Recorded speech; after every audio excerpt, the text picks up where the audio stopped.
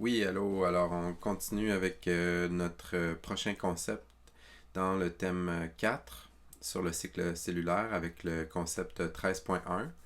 Je veux juste te faire remarquer que dans le Campbell, on n'a pas abordé le concept 12.3.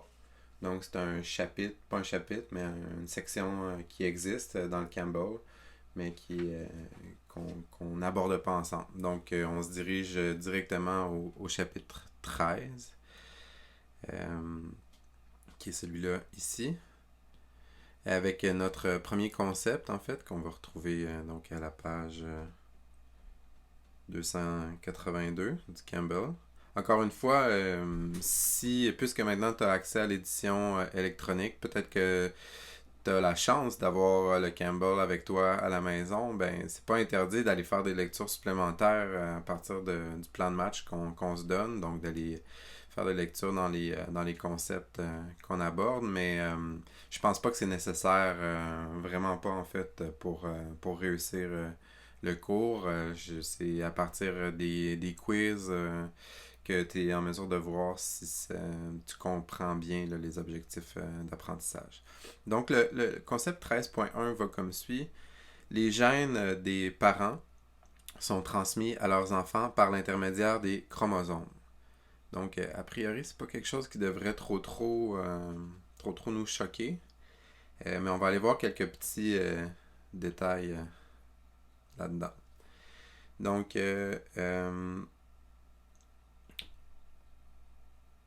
dans les concepts clés, on a dans l'ADN d'un organisme, chaque gène existe à un locus précis sur un chromosome donné. Ici, encore une fois, je te dirais que avec cette dynamique-là d'explorer concept par concept, le Campbell puis la matière du cours, ben ça fait en sorte que des fois, on met le pied dans un sujet qu'on va aborder prochainement. La notion, par exemple, ici de gène, ben, va être au cœur de notre prochain thème, le thème 5 sur l'hérédité puis la génétique. Donc, on commence à en parler maintenant, mais c'est normal si à ce moment-ci, il y a des choses qui sont encore en suspens dans ta compréhension. On va continuer à consolider ça là, au fur et à mesure qu'on avance. Même chose pour le concept de locus.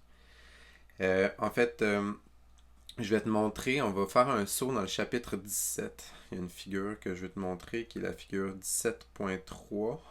Puis, qu'on va examiner ensemble. Donc, ici, on a l'exemple d'une bactérie.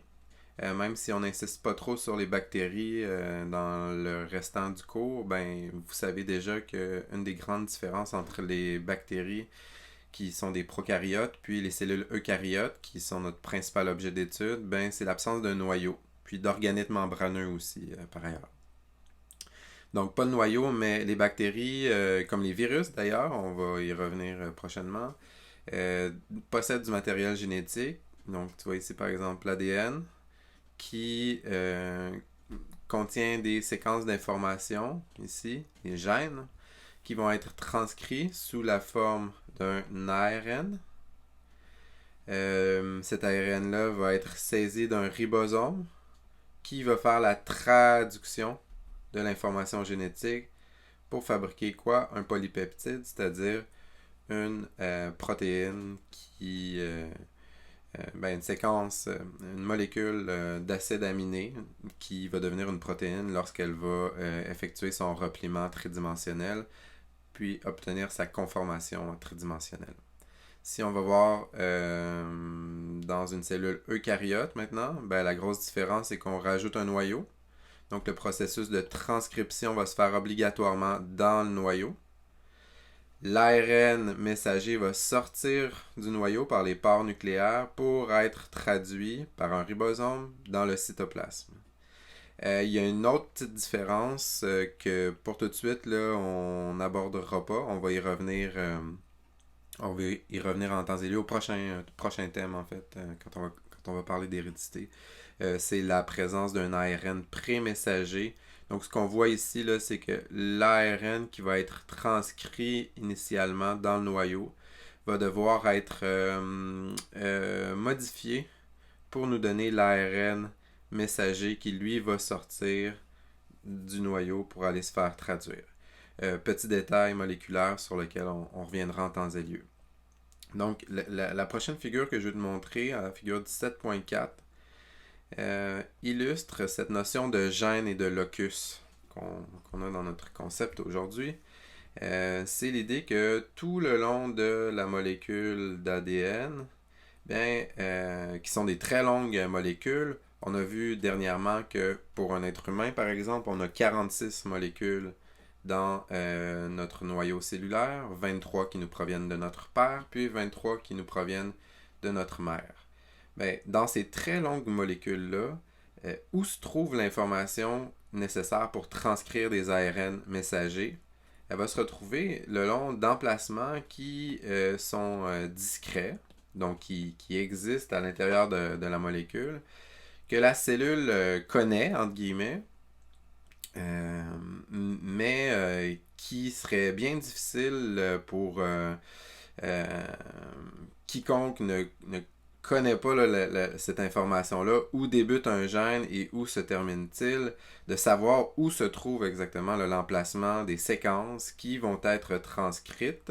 Donc ce qu'on voit ici par exemple, c'est que on a un brin d'ADN qui est bicaténaire, c'est-à-dire que on a un squelette pentose-phosphate ici, puis un autre squelette pentose-phosphate là, avec nos bases azotées qui se font face, toujours selon un pairage prévisible. Hein?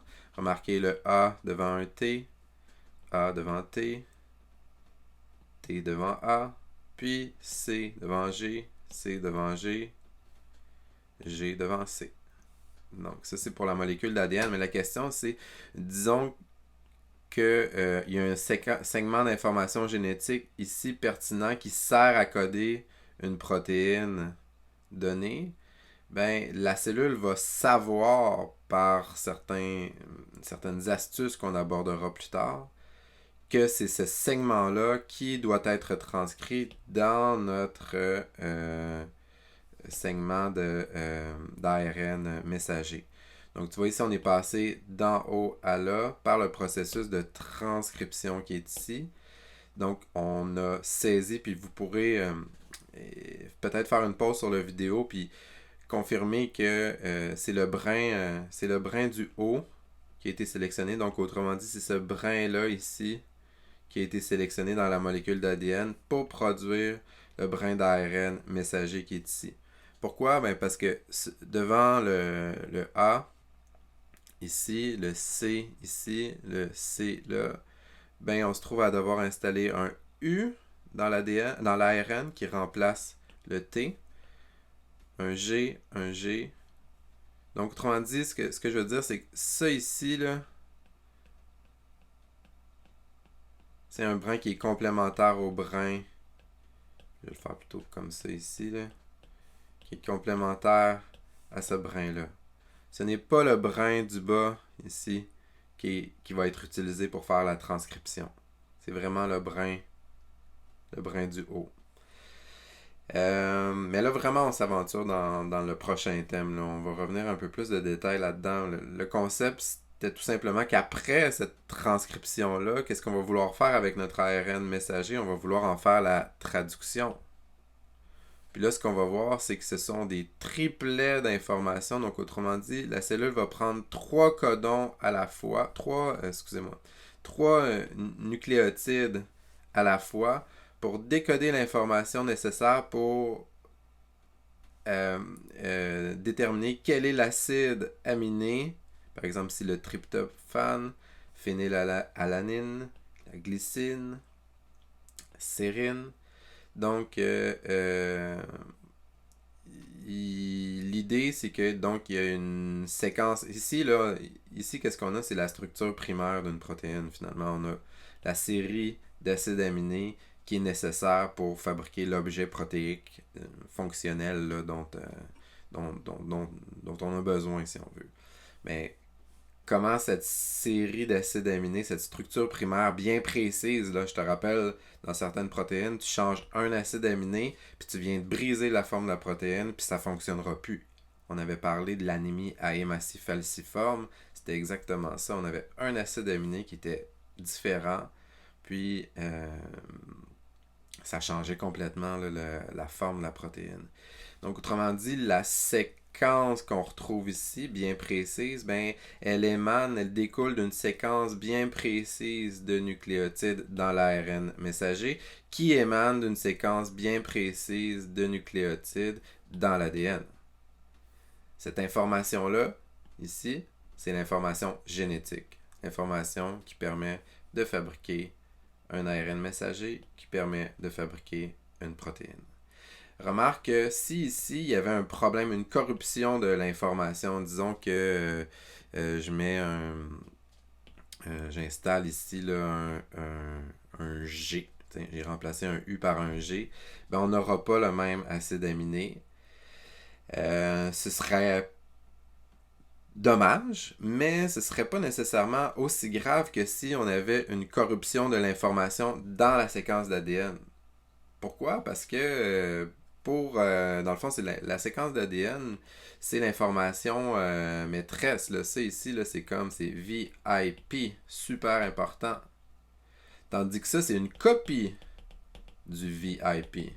Si la copie est mauvaise, ben c'est pas grave. Autrement dit, si l'erreur est arrivée juste ici, c'est pas très grave. On pourrait, à partir d'une bonne séquence en haut, ben, fabriquer une nouvelle copie d'ARN messager. Puis en fait, la cellule, lorsqu'elle active la transcription d'un gène en particulier, elle va se mettre à fabriquer un paquet d'ARN messager. Donc, disons ici que je fais un segment d'ARN messager. Là. Je sais pas si ça, je peux copier ça ici. Non, ça ne marchera pas. Ok, bon, donc, disons, l'idée, c'est juste que à partir de l'ADN, ben, on pourrait se mettre à fabriquer plein d'ARN messagers. Puis là-dessus, ben, viendrait s'installer plein de ribosomes.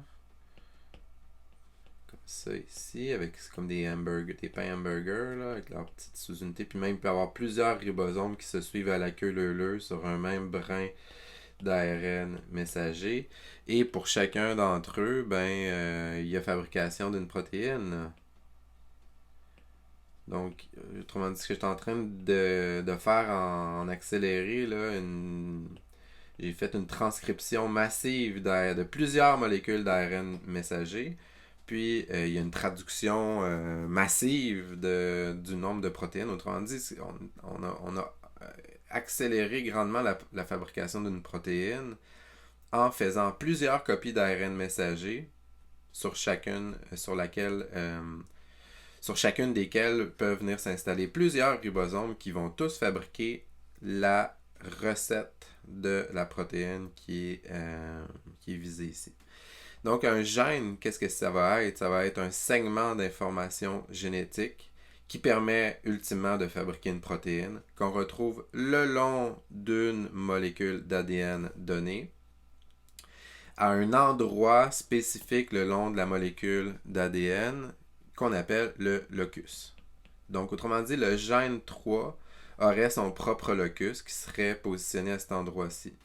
Le gène 2 aurait son propre locus qui serait positionné à cet endroit-là. Puis le gène 1 aurait son propre locus qui serait positionné à cet endroit-là. Donc, c'est un peu comme une adresse postale, si vous voulez. On serait le long d'une rue, là. Puis, ben, le gène 3, il habite à l'adresse locus gène 3. Le gène 2, il a son locus. Le gène 1, il a son locus. Ils ont leur emplacement là, physique. On pourrait le mesurer avec une règle, et c'est ce que les scientifiques font. Là. Dire du début du chromosome, disons que le début est ici, ben, le gène 3 va se retrouver à une distance de je sais pas combien, là, 23 nanomètres du début. Puis le gène 2 serait situé à 152 nanomètres du début, puis le gène 1 serait situé à 200 nanomètres du début. On pourrait vraiment le mesurer avec un gallon à mesurer moléculaire. Ok, donc les gènes des parents sont transmis à leurs enfants par l'intermédiaire de chromosomes, Ben, les chromosomes, ce qu'on a vu dans les dernières capsules, c'était que ce sont des molécules d'ADN discrètes qui vont donc posséder des gènes spécifiques avec chacun disposé à un emplacement précis dans ce chromosome-là, emplacement qu'on appelle le locus. Dans la reproduction, ok, on va passer au prochain, là. Dans la reproduction asexuée, qu'on va contraster avec la reproduction sexuée dans un petit instant, un seul parent engendre par mitose une descendance qui lui est génétiquement identique.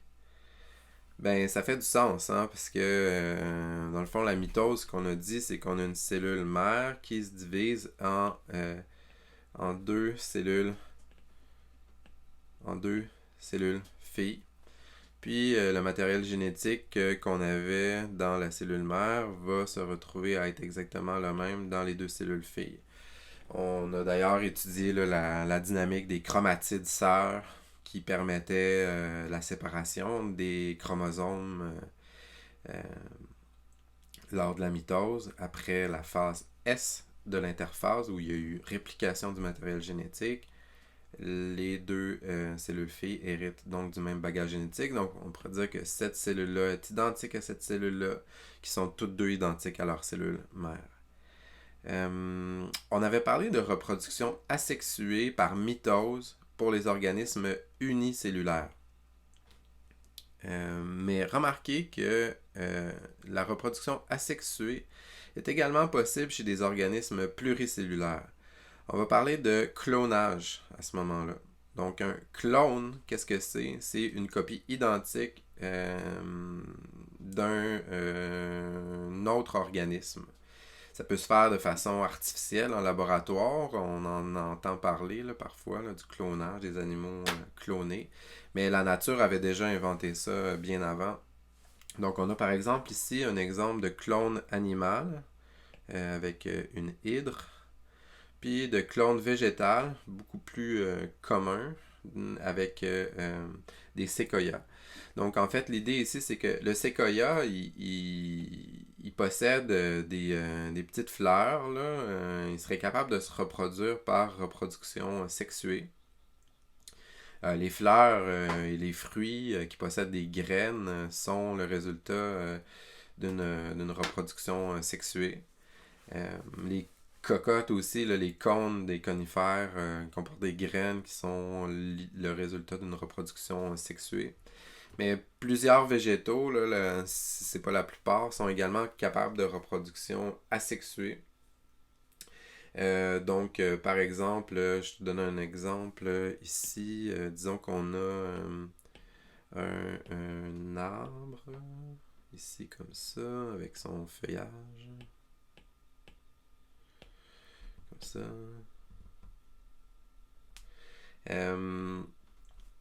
Une des façons de se reproduire, c'est disons qu'à partir de ces racines qui sont ici comme ça, il pourrait arriver que une racine refasse surface, puis permettre la croissance d'un autre individu comme ça qui développe son système racinaire. Puis qui en apparence, si on se promène dans la forêt puis on arrive devant ces deux arbres-là, ben, on pense qu'il s'agit de deux individus différents. Ce sont deux individus différents dans le sens que si, par exemple, on vient couper le lien qui existait au départ, ben, les deux organismes vont être capables de vivre de façon complètement indépendante. Là. Donc, ce sont deux organismes différents, mais génétiquement, en fait, ce sont simplement les cellules du premier arbre qui ont donné une croissance là, qui s'est transformée en organisme entier. Mais si on allait voir dans chacune des cellules de cet arbre-là, ben, on aurait exactement les mêmes molécules d'ADN, donc les mêmes locus, au même locus avec la même séquence pour fabriquer les mêmes protéines chez les deux arbres. Puis chez les végétaux, ça peut peut-être sembler plus exotique qu'il y ait des différences individuelles, Alors que chez les humains, dans le fond, on voit très bien que chaque individu est unique, on a des traits, caractéristiques différents.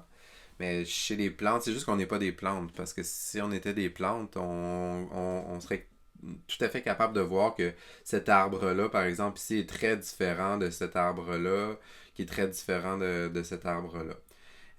Il y en a un qui est plus grand, il y en a un qui a des plus grosses feuilles, il y en a un qui a une écorce plus ridée, etc.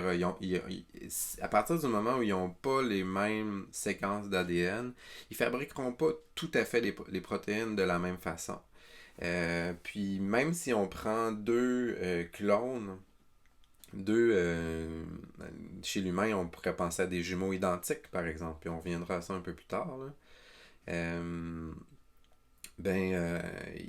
on a le même matériel génétique chez des jumeaux identiques, mais en les exposant à des environnements puis à des expériences différentes, comme par exemple si on prend un clone ici, puis on le met au gros soleil, puis un clone ici, puis on le met à l'ombre, ben ils n'auront pas tout à fait la même apparence. Ils réaliseront pas les mêmes processus biochimiques, métaboliques en même temps, là. Donc ça va mener à des différences individuelles. Un autre petit mot sur l'animal qui est là, parce que oui, c'est un animal, une hydre. Euh, Grosso modo, c'est un organisme qui euh, a des besoins, n'est pas un organisme autotrophe, contrairement aux végétaux, c'est-à-dire que les végétaux font de la photosynthèse, fabriquent leurs propres nutriments, leurs propres glucides, alors que l'hydre ici va devoir s'alimenter à partir de substances étrangères, va être un hétérotrophe qu'on appelle. On va revenir sur ce concept-là quand on va parler d'écologie, là, mais techniquement, il y a plusieurs éléments qui pourraient faire, on pourrait faire la démonstration que c'est vraiment un animal. Là, ça appartient un peu comme les éponges, les étoiles de mer semblent pas, ou les coraux qui semblent pas être des animaux, ce sont pourtant bel et bien des animaux. Donc, ils sont capables de se reproduire, tu vois, par clonage ici. Donc, c'est un bourgeon. C'est comme si on avait un bébé là, qui commençait à croître à partir d'un morceau de notre épaule, là. Puis, ce bébé-là sera absolument identique à vous, avec exactement la même recette génétique pour fabriquer exactement les mêmes protéines. Donc, autrement dit, la reproduction asexuée peut se faire par mitose et mener à des organismes génétiquement identiques, également chez les organismes pluricellulaires. Donc, c'est une petite nuance qu'on peut venir apporter ici là, à notre objectif précédent. Donc, mais ici, en fait, ce qui nous intéresse davantage dans le restant du chapitre 13, c'est la reproduction sexuée. Parce que la plupart des... en fait, la plupart de la reproduction chez les organismes pluricellulaires, la grande majorité de la reproduction va se faire de façon sexuée. Où est-ce que là, en fait, l'idée, c'est que les gènes provenant des deux parents différents vont se combiner pour produire des descendants qui vont être génétiquement différents des parents. Donc, deux parents différents qui mélangent leurs recettes pour fabriquer des protéines va nous donner une progéniture qui va être nécessairement unique et différente. Donc, il va y avoir une ressemblance avec les parents, mais il va y avoir quand même une différence parce que chaque combinaison est unique. Donc, un jeu de chromosomes est transmis par notre mère et un jeu par notre père. Euh, on va devoir attendre au prochain concept, le concept 13.2, pour vraiment bien visualiser ces concepts-là. Mais bon, on a l'idée ici que par la reproduction sexuée de deux parents, on se retrouve à avoir une progéniture ici qui lui ressemble, mais qui est quand même unique. Donc, je pense que pour cette vidéo aussi, en fait, on va... je vais vous poser une petite question ici. Il n'y a pas de quiz associé au chapitre 13.1, mais je te donne un exemple des questions là, qui s'intéressent à ce concept-là. Donc, première question. Comment les organismes se reproduisant par voie asexuée donnent-ils naissance à des rejetons génétiquement identiques entre eux et à leurs parents? Donc, tu auras le droit de faire une petite pause dans la vidéo à ce moment-ci, puis essayer de réfléchir par toi-même à la réponse. Mais dans le fond, ce qu'il faut voir, c'est que si je te guide dans la réponse, une reproduction par voie asexuée, ben, ça égale une mitose. Puis, une mitose, ce qu'on a vu, donc, c'est que la reproduction asexuée se fait par mitose, ce qui produit quoi? Ben, des cellules filles génétiquement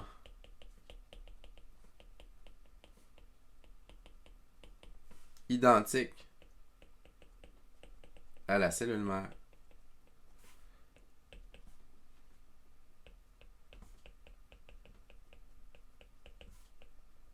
Ça, c'est quelque chose qu'on connaît déjà.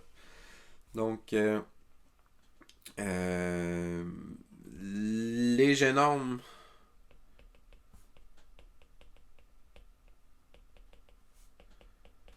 des descendants sont identiques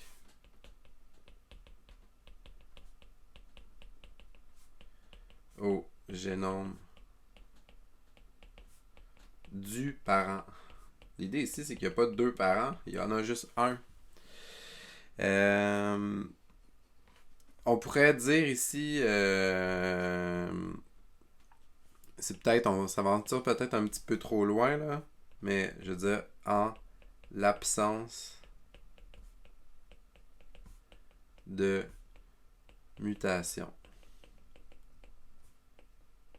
3 petits points, parce que ce qu'on va voir, c'est que c'est un peu comme l'histoire de l'anémie à hématie falciforme, là. Si on changeait, on disait qu'on changeait là, une séquence, un nucléotide, un seul nucléotide, ou parfois il va y avoir des changements plus graves, là, ce qu'on va voir, peut-être des segments complets qui disparaissent, puis là, ça va avoir un effet souvent important sur les protéines au bout de tout ça. Ben, dans la reproduction clonale, la reproduction asexuée, il est possible que si l'ADN est modifié d'une façon ou d'une autre le long du processus, ben ça peut ça va entraîner des modifications généralement là, sur les protéines. On verra dans quel cas spécifique il n'y a pas d'impact. On va parler de mutations silencieuses.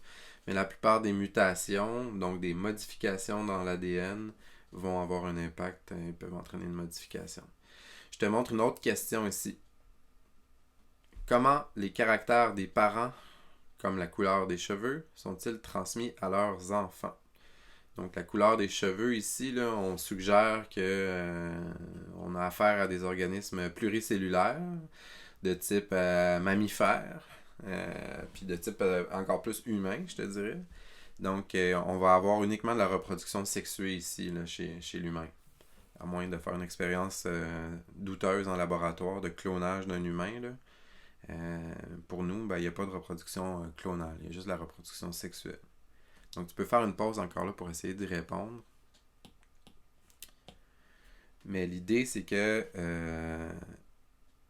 ce qu'il faut voir ici, là, c'est que les caractères des parents, comme la couleur des cheveux, ben qu'est-ce que c'est ultimement, des, c'est des protéines qui vont permettre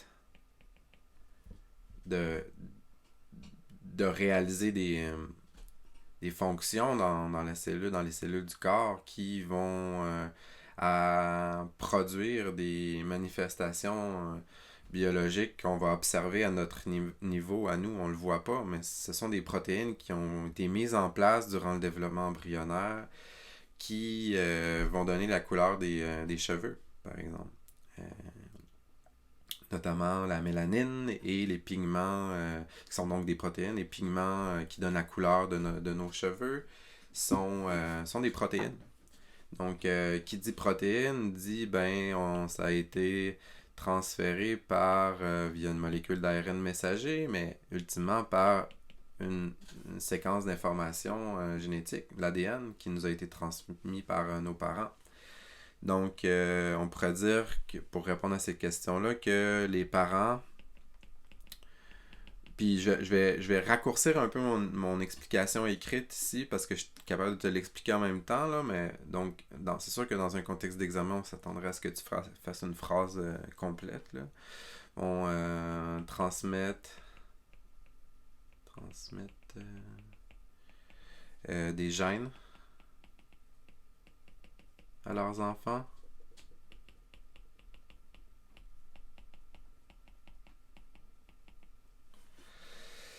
Les gènes vont permettre de synthétiser, on pourrait dire polymériser aussi, par réaction anabolique, des protéines. Donc, entre parenthèses ici, on va en avoir toutes sortes, là, des protéines structurales, des protéines de transport, des protéines des enzymes, on pourrait dire différentes fonctions. Hey, regardez, tant qu'à faire, là, différentes structures.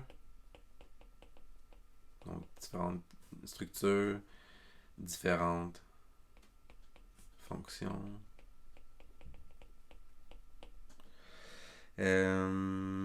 Puis ça, finalement, est-ce que ça nous donne? Ça nous donne comme effet cumulatif, là, ce sont des caractères, donc autrement dit, les protéines sont des caractères héréditaires qui peuvent être transmis des parents aux enfants à travers les générations. On va revenir amplement là, sur ces concepts-là d'hérédité. Donc, dans ce concept 13.1-là, on a abordé beaucoup de notions qui vont être l'objet de notre prochain thème. J'aurai une dernière question, puis ce long vidéo va s'arrêter là. On va pouvoir poursuivre avec 13.2. Comme je le disais, il n'y a pas de quiz pour 13.1, mais les questions qu'on est en train de répondre sont pertinentes. Expliquez pourquoi les descendants humains ressemblent à leurs parents, mais ne leur sont pas identiques. Donc, ce qu'on vient de dire, c'est que les gènes déterminent les caractéristiques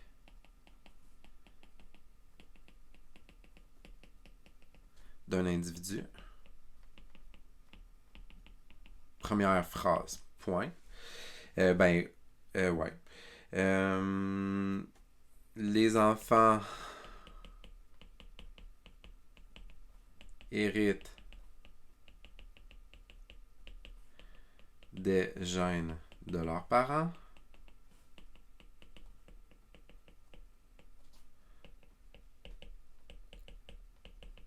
Ça implique ressemblance.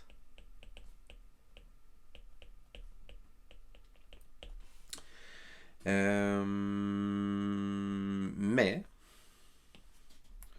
les humains se reproduisent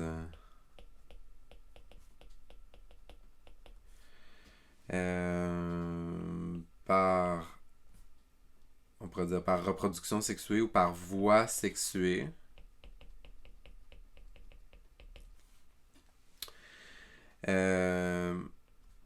Ce qui permet de nouvelles combinaisons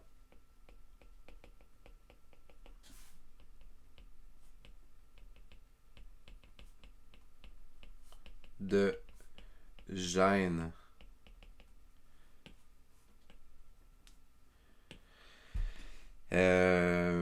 Donc, de caractère chez les enfants ou les descendants.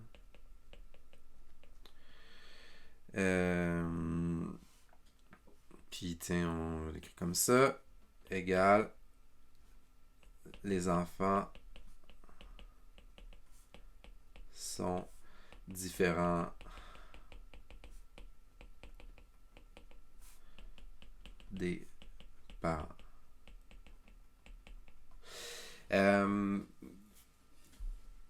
Donc, j'ai fait des phrases un peu escamotées ici. C'est pas ça qu'on voudrait tout à fait dans un contexte d'examen, mais quand même, tu vois que ma réponse est quand même exhaustive. On a répondu à la question qui était pourquoi les descendants des humains ressemblent et pourquoi ils ne leur ressemblent pas.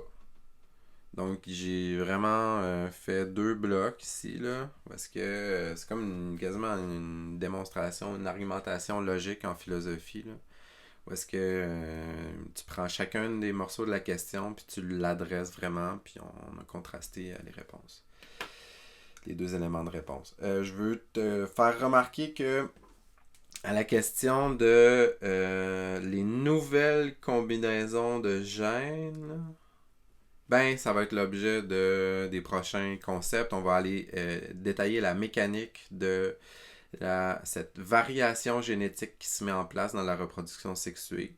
Ça va se faire par le biais d'un nouveau type de division cellulaire qu'on appelle la méiose. On avait parlé de la mitose qui permet la reproduction clonale, la reproduction à l'identique de cellules entre elles, mais on va devoir aborder un deuxième type, le dernier type de division cellulaire qui permet la reproduction sexuée et la nouvelle combinaison de gènes qu'on appelle la méiose, puis qui est à la base de la génétique, mais aussi de l'évolution. Donc, on y arrive prochainement. Je vous rappelle qu'il n'y a pas de quiz pour ce concept-là et je m'arrête ici. Bye bye!